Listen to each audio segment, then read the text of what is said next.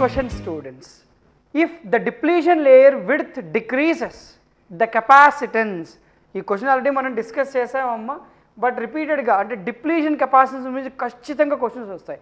అందుకని తిప్పించి క్వశ్చన్స్ మీ ముందు పెట్టాను, అంతే, ఇంకేం లేదమ్మా. ఓకే, స్టార్ట్ చేద్దాం. డిప్లీషన్ లేయర్ విడ్త్ డిక్రీజెస్ అన్నారమ్మా. డిప్లీషన్ కెపాసిటెన్స్ ఫార్ములా ఏంటి? Epsilon A by W.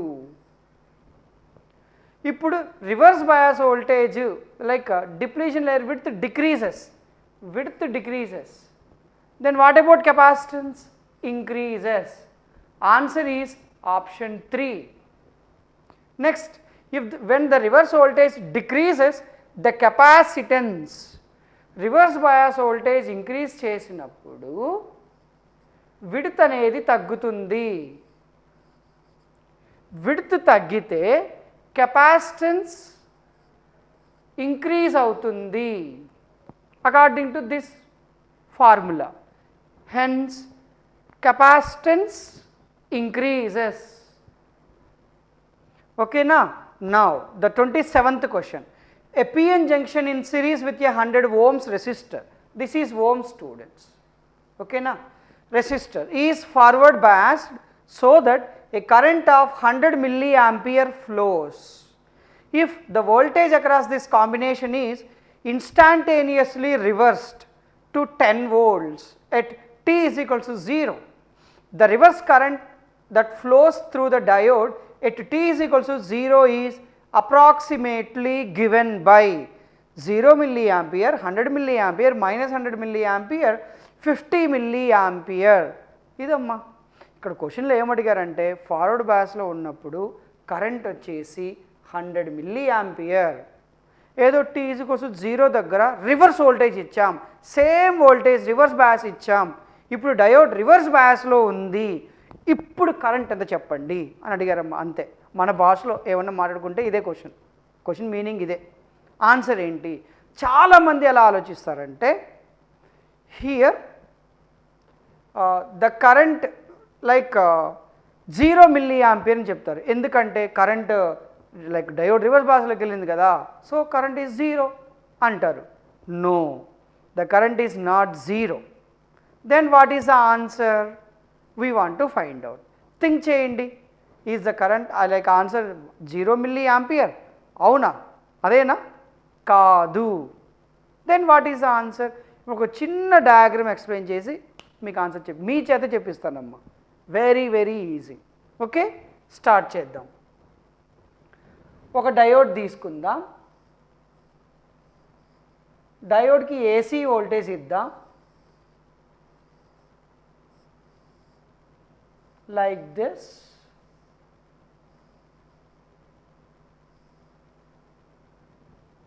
Diode forward బయాస్లో ఉన్నప్పుడు లైక్ దిస్, అంటే విఎఫ్ వోల్టేజ్ ఇచ్చామమ్మా ఫస్ట్ టైం. నెక్స్ట్ వెంటనే రివర్స్ బయాస్ వోల్టేజ్ -VR అని ఇచ్చామమ్మా. ఇప్పుడు డయోడ్ కరెంట్ ఏమవుతుంది అంటే ఎప్పుడైతే పిఎన్ జంక్షన్ మనం తీసుకున్నప్పుడు ఫార్వర్డ్ బయాస్ అయినప్పుడు పీ టైప్ సెమీకండక్టర్లో ఉన్న హోల్స్ అనేటివి ఎన్ టైప్ సెమీకండక్టర్కి మూవ్ అవుతాయమ్మా. అదేవిధంగా ఎన్ టైప్ సెమీకండక్టర్లో ఉన్న ఎలక్ట్రాన్స్ అనేటివి పీ టైప్ సెమీకండక్టర్కి మూవ్ అవుతాయమ్మా. సో మూవ్ అయ్యి ఇలాగ నీకు కరెంట్ని ప్రొడ్యూస్ చేస్తే అలా మూవ్ అవుతూ రీకంబైన్ అవుతూ ఏదో పోతూ ఉంటుంది, నీకు కరెంట్ అనేది అయితే వస్తుంది. ఓకే, ఇదే కదా concept. So PN junction diode forward బయాస్లో ఉన్నప్పుడు ఇక్కడ నుంచి హోల్స్ ఇలా వెళ్ళి ఇక్కడ నుంచి ఎలక్ట్రాన్స్ ఇలా వెళ్ళి ఇక్కడ కరెంట్ వస్తుంది. సో ఇప్పుడు ఫార్వర్డ్ బయాస్ అవ్వడం వల్ల హోల్స్ అన్నీ ఎన్ టైప్ సెమీకండక్టర్లో ఉంటాయి, అంటే మూవ్ అయ్యాయి కాబట్టి. ఎన్ టైప్ సెమీకండక్టర్ ఎలక్ట్రాన్స్ అన్నీ పీ టైప్ సెమీకండక్టర్లో ఉంటాయి. నువ్వేమో సడన్గా రివర్స్ బయాస్ అప్లై చేసావు. సడన్గా రివర్స్ బయాస్ అప్లై చేసినప్పుడు ఆల్రెడీ పీ టైప్ నుంచి n type semiconductor holes move అయిపోయాయి కదా, అంటే ఇప్పుడు ఎన్ టైప్ సెమీకండక్టర్లో హోల్స్ ఉన్నాయి. ఇక్కడి నుంచి ఎన్ టైప్ సెమీకండక్టర్ నుంచి ఎలక్ట్రాన్స్ పీ టైప్ సెమీకండక్టర్లో ఉన్నాయి. ఇప్పుడు పీ టైప్ సెమీకండక్టర్లో ఎలక్ట్రాన్స్ వల్ల ఎన్ టైప్ సెమీకండక్టర్లో ఉన్న హోల్స్ వల్ల కరెంట్ అనేది జనరేట్ అవుతుంది. రివర్స్ సాచురేషన్ కరెంట్ కాదు. ఇక్కడ నుంచి హోల్స్ వెళ్ళాయి కదా, వీటి వల్ల ఎలక్ట్రాన్స్ ఇక్కడి నుంచి ఇక్కడికి వెళ్ళాయి కదా, అంటే పీ టైప్ సెమీకండక్టర్ ఉన్న హోల్స్ వల్ల కరెంట్ అనేది జనరేట్ అవుతుంది. Remember that is, so forward bias current ఇలా ఉంటుంది. రివర్స్ బయాస్లో ఇట్లా ఎక్సెస్ కరెంట్ ఇక్కడి నుంచి అక్కడికి వెళ్ళిన క్యారియర్స్ వల్ల కరెంట్ అనేది జనరేట్ అవుతుంది. This is IF like IR is equals to -VR/RL. అదే ఫార్వర్డ్ బయాస్ కరెంట్ అనుకోండి, IF is equals to VF/RL. ఇదమ్మా. సో కరెంట్ అనేది జనరేట్ అవుతుంది. సో అలానే సార్, అంతేనా సార్? అంటే ఈ క్యారియర్స్ ఇలా వెళ్ళడం వల్ల వచ్చే క్యారియర్ కరెంట్నే ఏది మీరు ఏదో IR అంటున్నారు, ఓకే నేను ఒప్పుకుంటా. అలానే ఉంటుందా? రివర్స్ కరెంట్ జీరో అవ్వదా? ఎందుకంటే డయోడ్ రివర్స్ బయాస్లో ఉన్నప్పుడు రివర్స్ సాచురేషన్ కరెంటే ఉండాలి అనేది మనకు తెలుసు కదా సార్, అంతే కదా? కరెక్టే, నువ్వు చెప్పిన పాయింట్ కరెక్టే. బట్ ఎప్పుడైతే ఫార్వర్డ్ బయాస్ నుంచి రివర్స్ బయాస్ కన్వర్ట్ అవుతుందో ఇమ్మీడియట్గా కరెంట్ అనేది ఉంటుంది. ఆఫ్టర్ సమ్ టైం ఇప్పుడు ఈ క్యారియర్స్ అనేటివి రీకంబైన్ అయిపోతాయి కదా, ఇక్కడి నుంచి వెళ్ళిన హోల్స్, అక్కడి నుంచి వచ్చిన ఎలక్ట్రాన్స్ రీకంబైన్ అవ్వడానికి కొంచెం టైం పడుతుంది. That time is called storage time.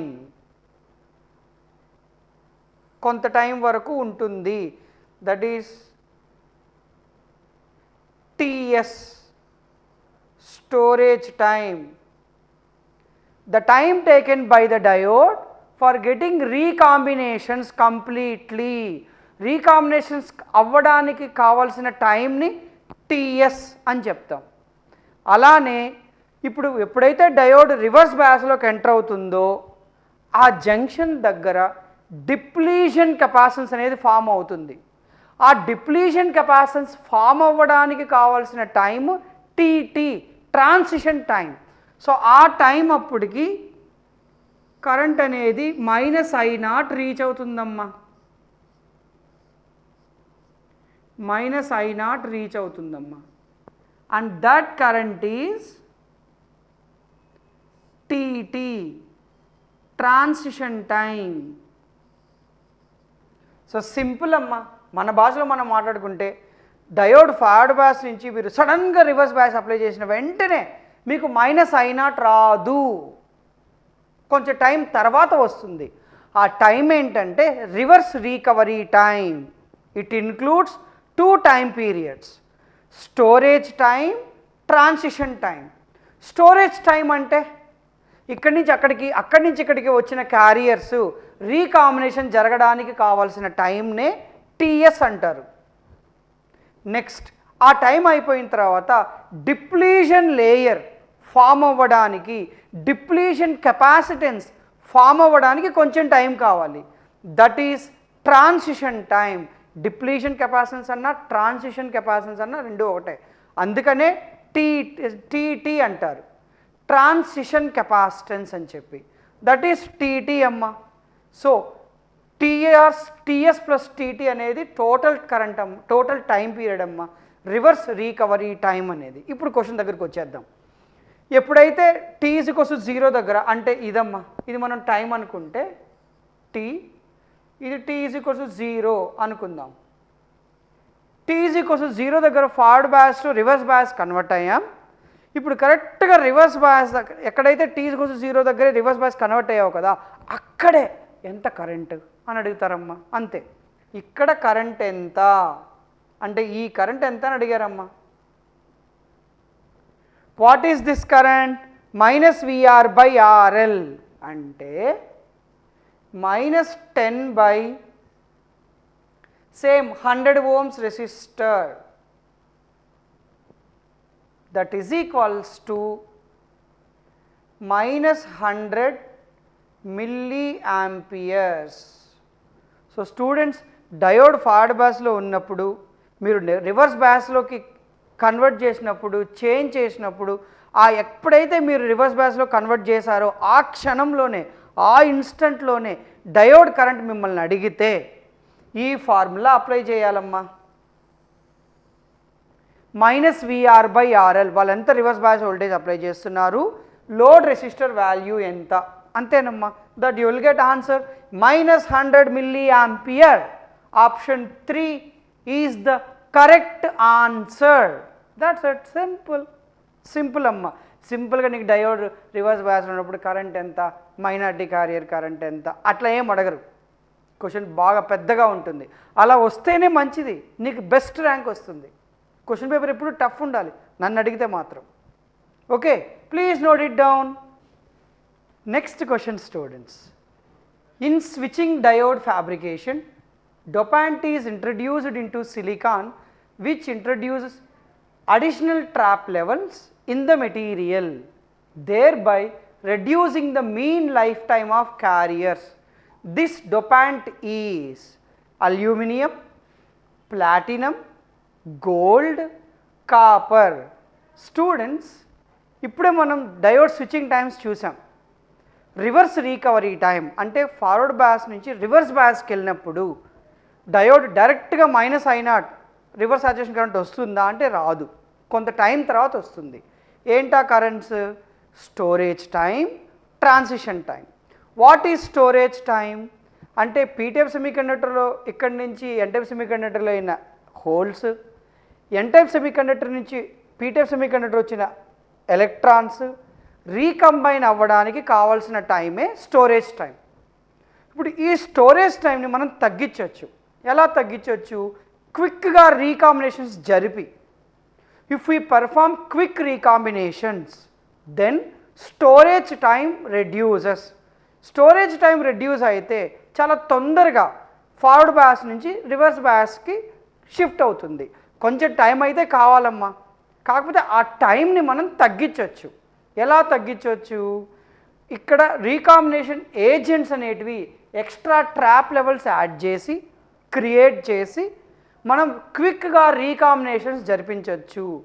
రీకాంబినేషన్స్ జరగడం వల్ల టీఎస్ స్టోరేజ్ టైం అనేది తగ్గుతుంది. స్టోరేజ్ టైం తగ్గడం వల్ల డయోడ్ అనేది తొందరగా ఫార్వర్డ్ బయాస్ నుంచి రివర్స్ బయాస్కి షిఫ్ట్ అవుతుంది. That's the point. సో ఇక్కడ ఏ మెటీరియల్ యూజ్ చేయాలంటే we use gold particles, students. That's it. Hence the correct answer is option 3, gold particles. మనం గోల్డ్ పార్టికల్స్ యూజ్ చేస్తాం. అవి యూజ్ చేసి అడిషనల్ ట్రాప్ లెవెల్స్ యాడ్ చేస్తామమ్మా. ఈ అడిషనల్ ట్రాప్ లెవెల్స్ వల్ల recombination అనేది క్విక్గా జరుగుతుంది. రీకాంబినేషన్ తొందరగా జరగడం వల్ల స్టోరేజ్ టైం తగ్గుతుంది. స్టోరేజ్ టైం తగ్గడం వల్ల డయోడ్ ఫార్వర్డ్ బయాస్ నుంచి రివర్స్ బయాస్కి ఈజీగా షిఫ్ట్ అయిపోతుంది. That's it. Next question. At high frequencies ordinary diodes don't work properly because of. అవే కదా, ఇక్కడి నుంచి అక్కడికి, అక్కడి నుంచి వెళ్ళిన క్యారియర్స్ వల్లనే కదా, ఆ క్యారియర్స్ వల్లనే మీకు టైం అనేది ఎక్కువ తీసుకుంటుంది. దట్ ఈస్ ద రీజన్ మామూలు డయోడ్స్ అనేటివి హై ఫ్రీక్వెన్సీ అప్లికేషన్స్ దగ్గర వర్క్ అవ్వవు. మైక్రోవేవ్ ఫ్రీక్వెన్సీస్ దగ్గర అంటే గిగా హెర్ట్జెస్ దగ్గర gun diode, impact diode, TRAPATT diode అని ఈ డయోడ్స్ని యూజ్ చేస్తారు. పిఎన్ డయోడ్స్ని యూజ్ చేయరు. ఎందుకు అంటే ఛార్జ్ స్టోరేజ్ అనే కాన్సెప్ట్ వల్ల. అంటే పీటైప్ సెమీకండక్టర్ నుంచి హోల్స్ అక్కడికి షిఫ్ట్ అవ్వడం, ఎన్టైప్ సెమీకండక్టర్ నుంచి ఎలక్ట్రాన్స్ ఇట్లా షిఫ్ట్ అవ్వడం, ఇవి క్విక్గా రీకాంబినేషన్స్ అనేటివి జరగవు, కొంచెం టైం పడుతుంది. ఈ టైంనే స్టోరేజ్ టైం అని చెప్తారు, ఛార్జ్ స్టోరేజ్. That's it. ఓకేనా students? Please note it down. Next question, students. The following circuit has a source voltage Vs as shown in the graph. The current through the circuit is also shown. So ఇక్కడ circuit ఇచ్చారమ్మా, input wave form ఇచ్చారు, output wave form కూడా ఇచ్చారు. But ఏంటంటే ఆ question ఏంటంటే ఇక్కడ AB terminals మధ్యలో ఏదో ఒక బాక్స్ తీసుకున్నారు. ఆ బాక్స్ లోపల ఏం డివైస్ ఉండాలి, ఆ డివైస్ ఉంటేనే ఈ ఇన్పుట్ వేవ్ ఫామ్కి మనకు అవుట్పుట్ వేవ్ ఫామ్ ఇలా ఉంటుందమ్మా. Simple. Which device? First of all మీరు గమనించినట్లయితే మీరు పాజిటివ్ వోల్టేజ్ 10 volts ఇచ్చినప్పుడు కరెంట్ ఎంత వచ్చింది? 1 milli ampere వచ్చింది. ఇప్పుడే మనం డయోడ్ స్విచ్చింగ్ టైమ్స్ డిస్కస్ చేసాం. డయోడ్ స్విచ్చింగ్ టైమ్స్లో ఫార్వర్డ్ కరెంట్ ఎంతమ్మా? IF is equals to VF by RL కదా. విఎఫ్ వోల్టేజ్ ఎంత, ఫార్వర్డ్ బయాస్ వోల్టేజ్ ఎంత, 10 volts by RL load resistor ఎంత, 10 kilo ohm. సో ఇది 10 kilo ohm కాబట్టి 10/10 గెట్స్ క్యాన్సల్, 1 milliampere. 1 milliampere వచ్చిందమ్మా. Similarly diode is reverse bias, ఇక్కడ చూడండి -10 volts. So what is the reverse current IR? That is -VR/RL. Same voltage -10/10K, that is equals to -1 milliampere. ఎప్పుడైతే diode reverse బయాస్లోకి enter అయినప్పుడు ఇమీడియట్గా diode switching times concept బట్టి అక్కడ current -1 milliampere ఉంటుంది. ఇక్కడ కూడా చూడండి -1 milliampere కదా, కరెక్టే కదా. So from this input output wave forms we can guess it is a diode only, capacitor కాదు, ట్రాన్సిస్టర్ కాదు, డయోడ్ అండ్ లైక్ డయోడే. బట్ ఆ డయోడ్ అనేది ఆప్షన్ 1నా ఆప్షన్ 2నా, ఏది కరెక్ట్ అనేది కూడా మనకి తెలియాలమ్మా. ఇక్కడ పాయింట్ ఏంటంటే మీరు పాజిటివ్ వోల్టేజ్ వచ్చినప్పుడు డయోడ్ ఫార్వర్డ్ బయాస్లోకి ఎప్పుడు ఎంటర్ అవుతుంది, ఇలా ఉన్నప్పుడే కదా. ఇలా ఉన్నప్పుడే మీరు పాజిటివ్ వోల్టేజ్ ఇస్తే డయోడ్ ఫార్వర్డ్ బయాస్లోకి ఎంటర్ అవుతుంది. సపోజ్ డయోడ్ ఇలా ఉందనుకోండి, దెన్ మీరు పాజిటివ్ వోల్టేజ్ అప్లై చేసినప్పుడు డయోడ్ రివర్స్ బయాస్లోకి ఎంటర్ అవుతుంది కదా, అది కరెక్ట్ కాదు కదా. Hence the correct answer is option 3. That's it students. So what I want to tell you is, మీరు థియరీ బాగా నేర్చుకుంటే, కాన్సెప్ట్స్ మీకు బాగా వస్తే ఏ క్వశ్చన్ అయినా చేయొచ్చు. నీకు క్వశ్చన్ అర్థం అవ్వడం లేదు, ఎక్కడో గ్యాప్ ఉంది అంటే వెళ్ళి బ్యాక్కి వెళ్ళి మళ్ళీ థియరీ ఒకసారి చదువు, నీకు ఈజీగా అర్థమవుతుంది. ఓకేనా? Note it down. Next question students. A Zener diode work on the principle of tunneling of charge carriers across the junction, thermionic emission, diffusion of charge carriers across the junction, hopping of charge carriers across the junction. Already మనం varactor డయోడ్కి ఎల్ఈడికి basic principle చదివాం. What is that? Zener like photo diode principle is photo conductive effect. LED వచ్చేసి electroluminescence. అలానే Zener diode basic principle వచ్చేసి tunnelling of charge carriers across the junction. Students మీరు tunnel diode చదువుంటారమ్మా. What is tunnel diode? Very very very heavily doped diode. Heavily doping అంటే charge carriers అనేటివి చాలా ఫాస్ట్గా light వెలాసిటీతో మూవ్ అవుతాయమ్మా. That kind of behaviour is called tunnelling of charge carriers. Zener diode కూడా heavily doped డయోడే కదా. Hence the basic principle is tunneling of charge carriers across the junction. Next question.